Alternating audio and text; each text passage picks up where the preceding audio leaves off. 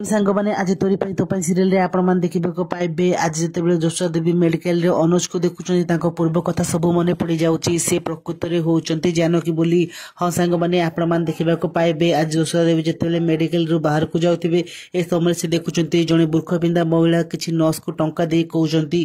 निय तब टंका आउ ए मेडिसिन दे से लोक को आज जमी भी मारिबार अच्छी आउ एत से नर्स टे टंका नहीं आउ से मेडिसिन नहीं से पेसेंट को मारे चली जाऊँ आउ एत जोशा देवी कहते ए महिला जनक किए आउ से क्या मारे एत टंका दौरान